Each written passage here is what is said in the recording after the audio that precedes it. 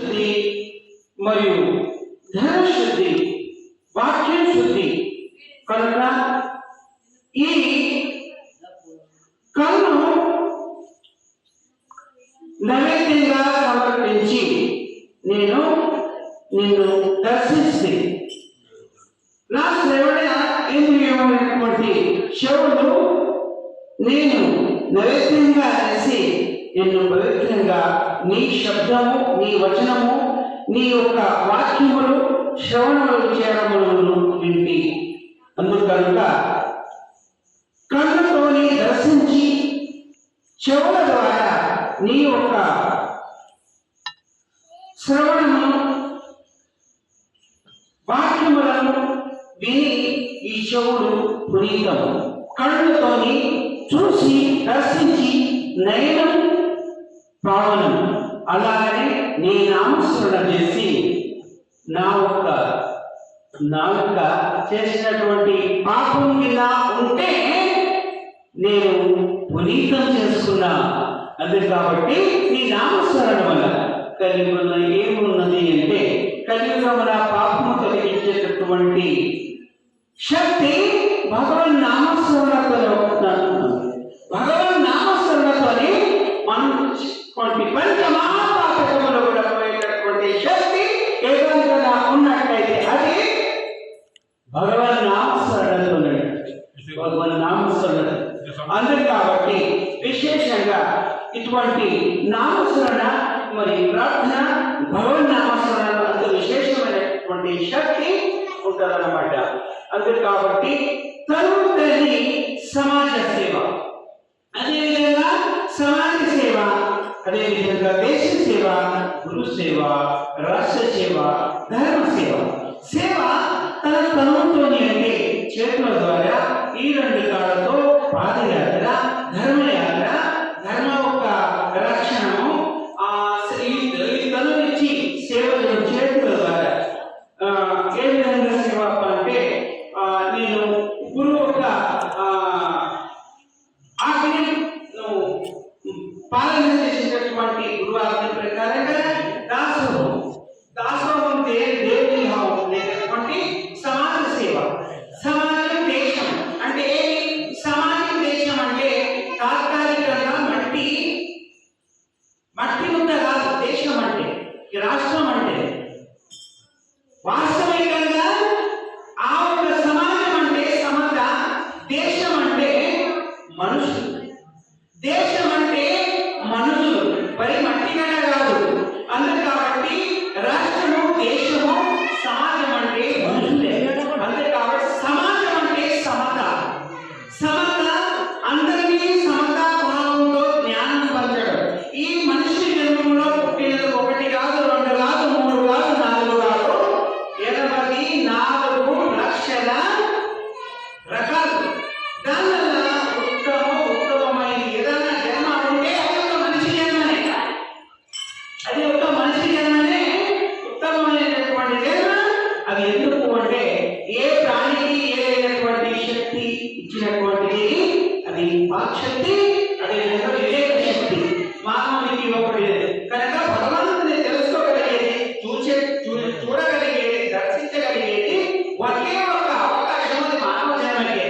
అంతే కాబట్టి గురువు లేని దేవుడు తెలియదు. ఇప్పుడు ముఖ్య కారణం దేవుని కన్నా ముఖ్య కారణం ఎవరు పెద్దగొప్ప అంటే గురువు అన్నమాట. అందుకు దేవుడు అనేటువంటి ఆయన తండ్రి అయితే గురువు అనేటువంటి మనకు తల్లి అటువంటి అన్నమాట. జన్మనిచ్చినటువంటి వాడు తల్లి తండ్రి భౌతిక లౌకికమైనటువంటి శరీరం ఇస్తారు, జన్మిస్తారు. అందుకు కాబట్టి మనకు మానవ జన్మిస్తారు. తల్లిదండ్రులు ఏమిస్తారు? మానవ జన్మ అథవా మాంసపిండ జన్మ ఇచ్చిండ్రు. మనకి ఏమి ఇచ్చింది? మన తల్లిదండ్రి ఏ జన్మ ఇచ్చిండ్రు? మాంసపిండం జన్మ ఇచ్చింది. కానీ గురువు అలాగా కాదు. గురువు ఏమి ఇచ్చింది అంటే పునర్జన్మ ఇస్తాడు.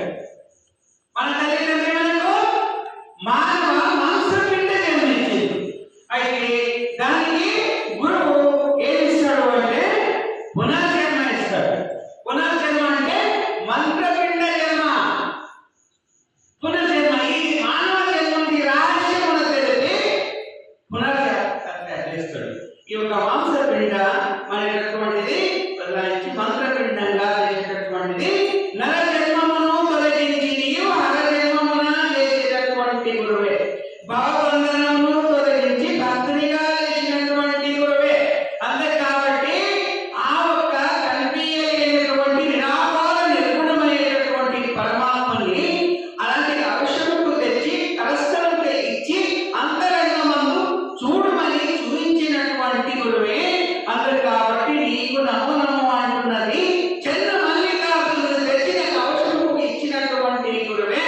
శరణ శరణార్థి అన్నది జగన్మాత వీర వైరాగిణి తత్వ శిఖామణి శరణుల గణిని చెన్నమల్లి కాదనుడే పతి అన్నటువంటి మాత అక్క మహాదేవి.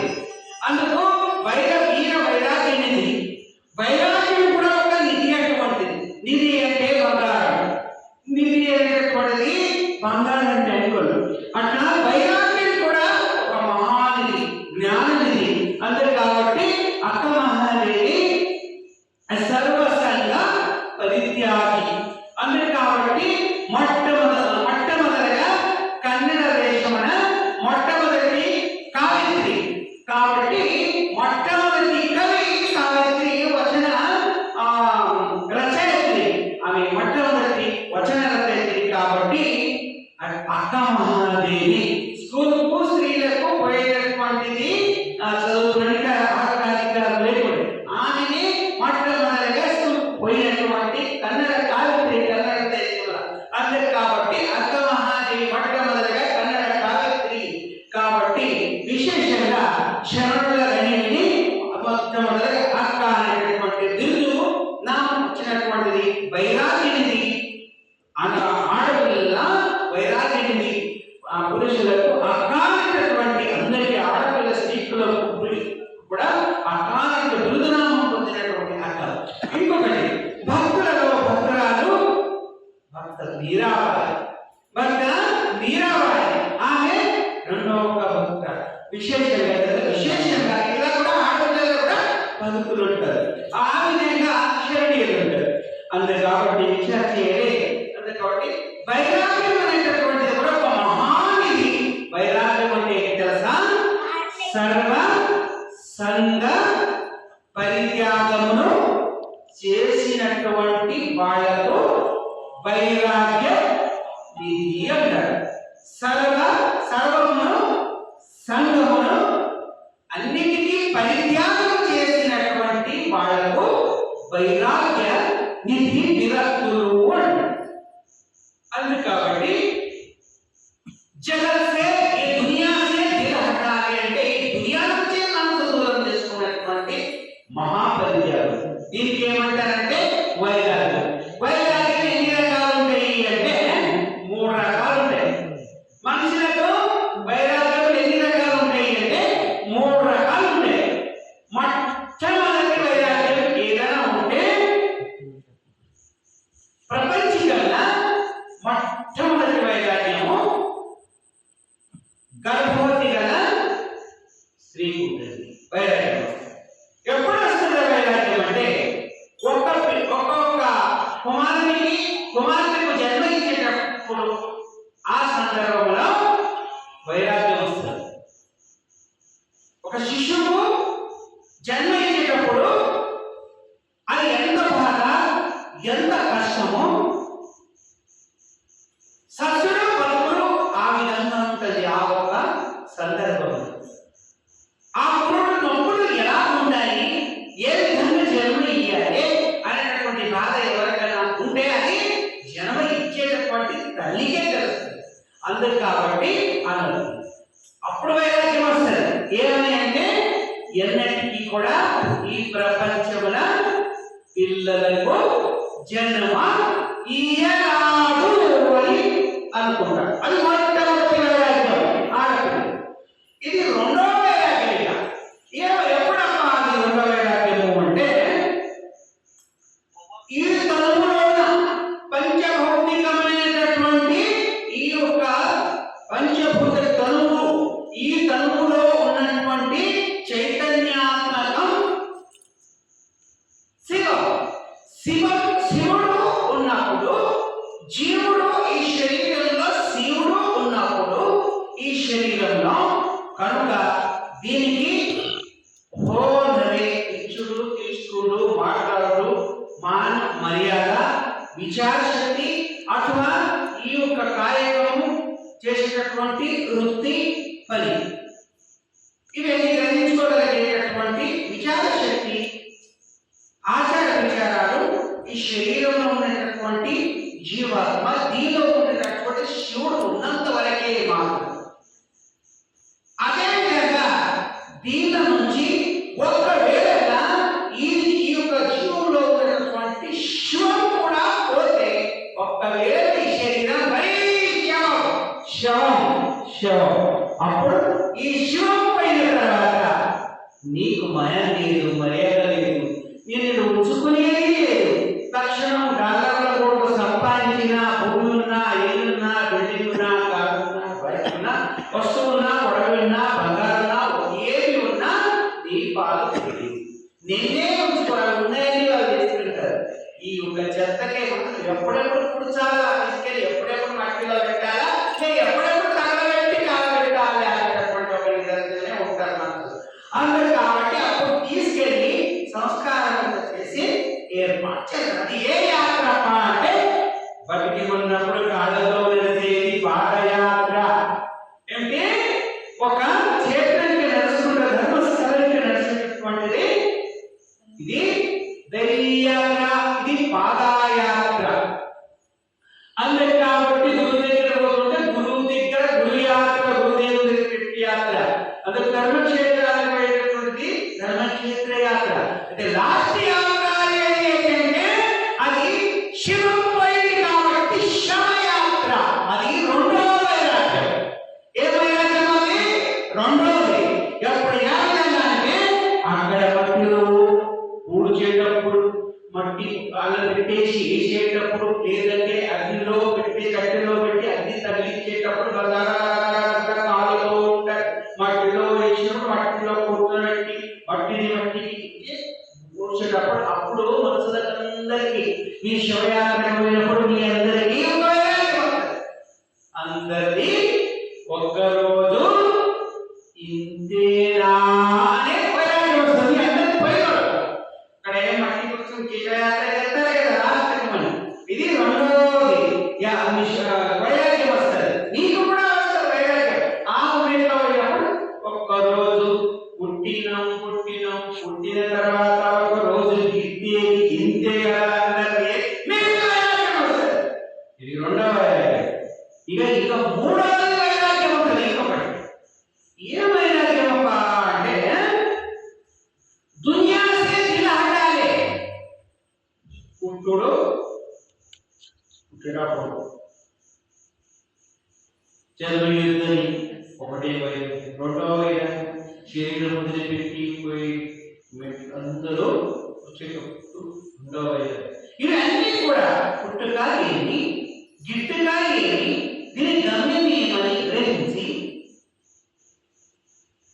సచ్చి బతికి ఉన్నవాడు వైరాగ్యతత్వ శిఖామణి, వీర వైరాగ్యుని, సర్వసంగ పరిత్యాగి.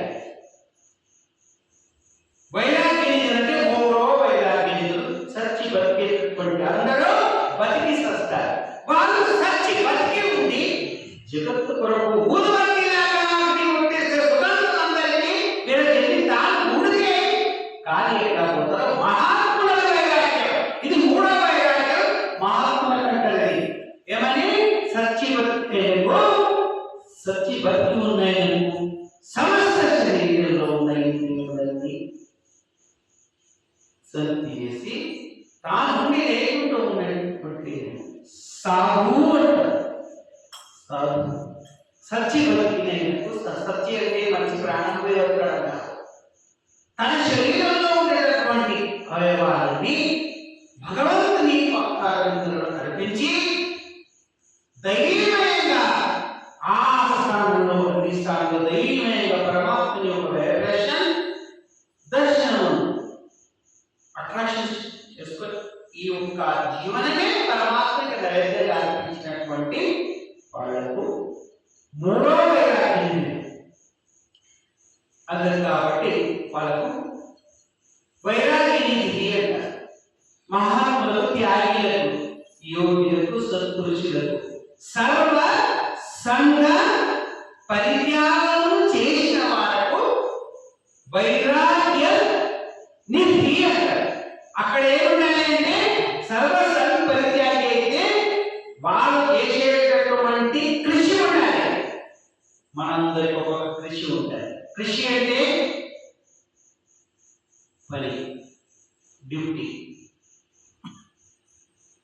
ఆ ఒక్క సర్వసంగ పరిత్యాగిలో కూడా కృషి ఉంటుంది.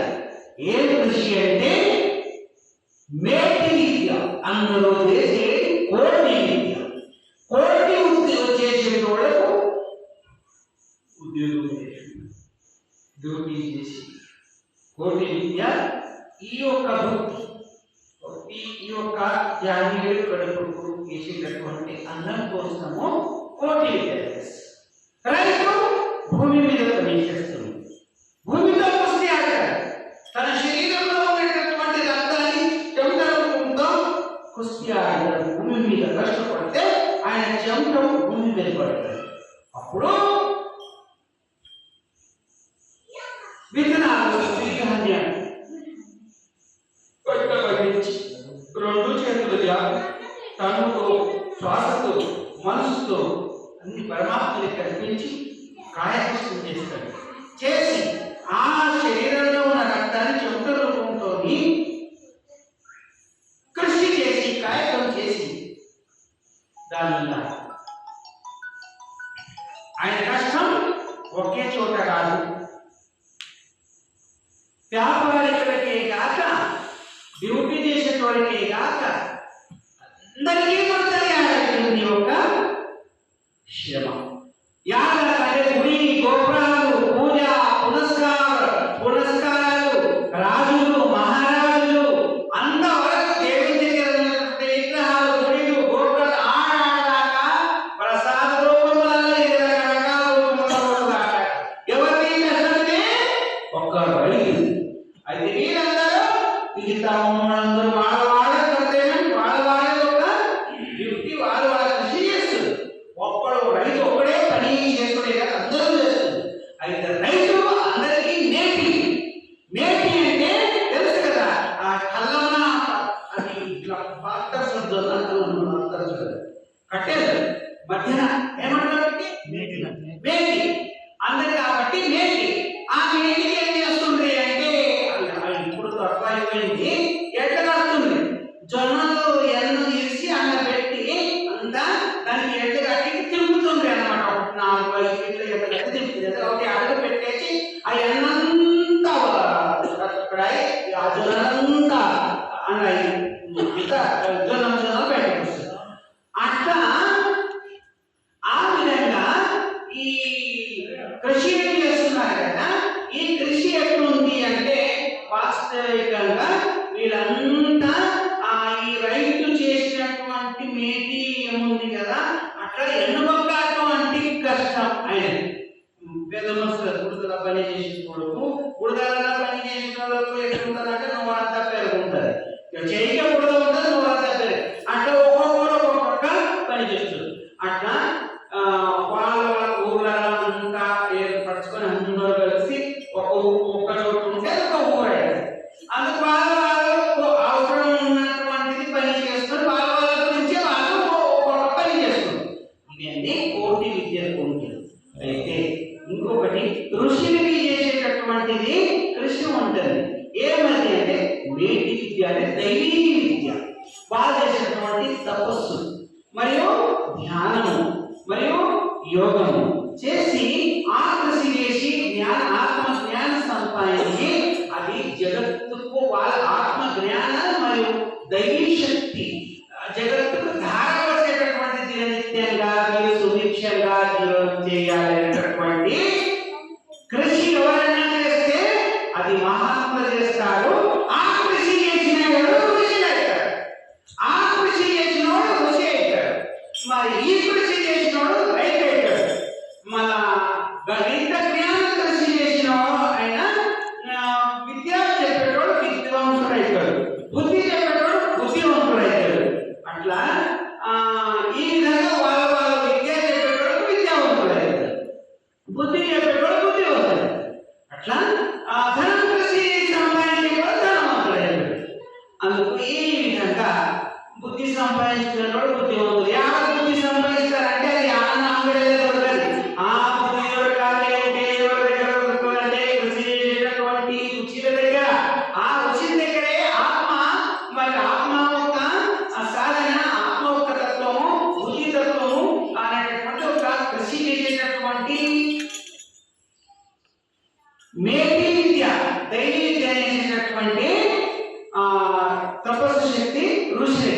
అందుకే కృషి చేసినవాడు ఋషి అయ్యేటటువంటి, కృషి చేయండి ఋషి కాదు. అట్లా అదే విధంగా ఒక్కొక్కడు ఒక్కొక్క విధంగా బహిర్ముఖంగా చేసేటటువంటి మీరందరూ చేస్తున్నారు. కానీ పాపం మీకు ఇది చేయడానికి రాదు కదా, మీకు అది చేయడానికి వస్తారు, ఇది చేయడానికి రాదు. ఇది చేయడం బిడ్డ, దీనికి కూడా మీ దగ్గర ఉండని, దీని ద్వారా ఆత్మరక్షణ, మనరక్షణ, మనశ్శాంతి ఉంటుంది అనేటటువంటిది కృషి. మీకు కూడా విద్య వేసేటటువంటి వాడు ఎవరైనా ఉంటే ఋషిని తప్ప వాడే వైరాగ్యులు, వాడే వైరాగ్యులు అందరు. కాబట్టి విశేషంగా వీర వైరాగ్యులు, విరక్తులు అంటే సర్వ సంఘ ముక్తులు అయిననే విరక్తులు. వైరాగ్యమైనటువంటి మాట వైరాగ్య ముక్తులు. అందుక శిఖామణి అంటే మాలలోన ఒక పూసు ఉంటుంది, కొనాకు. శిఖామణి అంటే గురు పూసు అనేటటువంటిది. అందుకు కాబట్టి శిఖ అంటే శిఖాచక్రం, గురుస్థానం శిఖాచక్రం బ్రహ్మనందనంతో మాటలో ఉంటుంది. అందులో బ్రహ్మ విష్ణు గణపతి బ్రహ్మ విష్ణు ఈశ్వరుడు మరియు సరస్వతి ప్రజాపతి, ఇవన్నీ దాటినాక ఒక్కడొక్కడొక్కడు స్టెప్ బై స్టెప్ దాటినాక వీళ్ళందరికీ ఎవరు మూల కారణం ఉంటారు అంటే గురువు. అందుకే అందరికీ గురువు కావాలి. అన్ని ఉన్నా ఒకడు లేకపోతే అందుకు గురు లేనిది భౌతికం, లౌకికముల విద్యాశాస్త్రం, బుద్ధి శాస్త్రం. అందుకు గురువు ఉన్నది, కన్ను ఉన్నది. అందుకే విద్య అంటే రెండు నయనాలు ఉన్నట్టు. అందుకు నయనాలు రెండు కానీ ఎవరికి వస్తుంది? దృష్టి అందరికి. దృష్టి ఉంటేనే సృష్టి కనిపిస్తుంది. మన దృష్టి లేకపోతే చూసే లేకపోతే జగత కనిపించేది. అందుకు కాబట్టి ఆ విద్య కూడా అలాంటిది. శాస్త్ర జ్ఞానం గురించి చెప్తుంది. శాస్త్ర జ్ఞానం బహిర్ముఖంగా విద్య అనేటప్పుడు మన నయనాలు ఉన్నట్టు. అందుకు కాబట్టి అందరికీ విద్య అవసరం. అదే విధంగా విద్య ఎంత అవసరమో ఇది భౌతిక లౌకిక బహిర్ముఖంగా చదువు చెప్పేటటువంటి పంతులు చెప్తారు, మాస్టర్ చెప్తారు. అట్లా ఆ విధంగానే వాస్తవికంగా ఆత్మకు కూడా విద్య, మనసుకు కూడా విద్య ఉండాలి. బుద్ధి అది ఆడ దొరుకుతుంది అంటే అంగడి కదా, లేదా చీర పొలంగా దొరికేటటువంటి వస్తువు కాదు, ధాన్యంగా అది దొరికేటటువంటిది ఋషి సత్పురుషుల అనుభవాలుగా ఆశ్రయంలో వాళ్ళ అనుభవాంతరాన్ని బుద్ధి దొరుకుతుంది. బుద్ధి అంటే పట్టే ఉన్నట్టు, మానవ జీవనం అంటే ట్రైన్ ఇంజన్ ఉన్నట్టు. పట్టే లేకపోతే ట్రైన్ ఓడికి సరే. అందుకు కాబట్టి పట్టి ఉంటే పట్టి మీద నడుస్తారు. అట్లనే ఈ భారత్ అవన్నీ ఈ సృష్టికి మహాత్ములు, సత్పురుషులు, పరిత్యాగులు అనే పట్టే లేకపోతే, రోడే లేకపోతే ఈ వాహనం నడిచించాలి. అంతే కాబట్టి వాళ్ళతోనే మహాత్ములు, రాజులు, మహారాజులు కూడా వాళ్ళతోనే మార్గదర్శనమును గ్రహించుకొని ముందుకు అడుగుపెట్టి ముందుకు నడిచారు. ఈ ఒక సమతగా మమతగా పేరు సంపాదించులు దేశ సేవ చేసింది. అందుకే కాబట్టి మహాత్ములు, గురువులే మూల కారణంగా అందరికి అవసరం. అందుకు కాబట్టి గురువులు ఏంటి ఎరుగుదలవది, గురువుతోనే ముందుకు తెలుస్తాయని సునిశ్చయంగా మనం తలుపుతో, మనసుతో, వాక్యంతో, ధనముతో దేశ సేవ, రాష్ట్ర సేవ మరియు ఈ యొక్క గురు సేవ చేసి తమ తమ జన్మను ధన్యం చేసుకునేటటువంటి సువర్ణ అవకాశం అనేటటువంటిది ఒక మానవ జన్మకి ఉంటుంది. అలా ఇంకే జన్మకు కూడా ఉండదు. అందుకే ఈ స్థలంలో ఈ ఆత్మ ఉన్నప్పుడే మనిషికి ప్రేమ, మమత, కళకళి అనేటటువంటిది ఉంటుంది. దయా, దాక్షిణ్యం అనేటటువంటిది ఉన్నప్పుడే అన్నము, ఉన్నప్పుడే నీళ్లు, ఉన్నప్పుడే బట్ట, ఉన్నప్పుడే ప్రేమ చేసి సేవ చేసేటటువంటి ఏమన్నా ఉంటే ఉన్నప్పుడు చేయాలి. పోయినాక ఏమేమో చేస్తే వాళ్ళే మాట్లాడతారా? ఈ శరీరం నుంచి ఆ శివం పోయిన తర్వాత ఇష్టమని మనం మాట్లాడుతుందా? అందుకు దానికి ఒక సంవత్సరం ఒకసారి ఒక పౌడర్ తయారు చేసుకుంటారు. పోయినాక జ్ఞాపకార్థం అని చేసుకొని ఆ ఫోటోను సంవత్సరానికి ఒకసారి వాళ్ళ ఈ శరీరం నుంచి వదిలిపోయినటువంటి చైతన్యాత్మకం శివం పోయిన రోజుకు ఒక సంవత్సరం ఆయని ఆ చూసి వాళ్ళ పుణ్య అతిథి అని చేస్తారు. పుణ్యతిథి అంటే పుణ్యమైనటువంటి తిథి, పుణ్యమైనటువంటి పుణ్యకార్యం చేసేటటువంటి ఒక తిథి అని అన్నదాసనం పెడతారు. ఆ రోజు నలుగురికి పిలిచి అన్నం పెడతారు. బతికి ఉన్నప్పుడు తల్లిదండ్రికి అన్నం పెట్టు, పోయినాక కుంభం వస్తే కాదు, బతికి ఉన్నప్పుడే వాళ్ళకి తల్లికి సేవ చేయండి, అమ్మ నాయనకి సేవ చేయండి, అత్తమామకు సేవ చేయండి. అందుకు ఇది చేస్తే బతికి ఉన్నప్పుడే వీడికి అన్నం పెట్టు విరాసండి. ఇది సేవ, ఇది జీవునికి సేవ చేస్తున్నాం. ఇళ్ళనే ప్రమాదం తర్వాత వీళ్ళకి చేసినా ఒకటే, చేసినా చేయకుండా ఒకటే, అది ఏం లేదు. ఎందుకంటే వాళ్ళు సంపాదించినటువంటి ఆస్తి పాస్తి అది జ్ఞాపనార్థం మనం గుర్తుంచి ఆ నమస్కారం అనేది పెట్టుకుంటారు. పెట్టుకొని జ్ఞాపకం చేసుకొని దానం పెట్టుకుంటారు అంతే.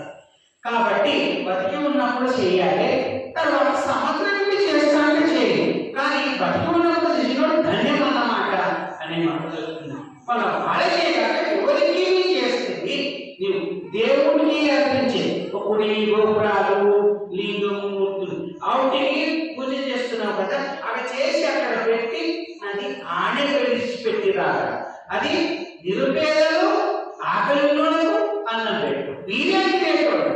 ఆ విగ్రహాలు లింగం అవి ఏమి తినాయి, మళ్ళా లాస్ట్కు జీవమున్నోళ్ళకే మాత్రం అది ప్రసాదంగా పెడతారు. అందుకే ఆ భగవంతుని కల్పించే నైవేద్యము నిరుపేదల ఆకలి సల్వచ్చు.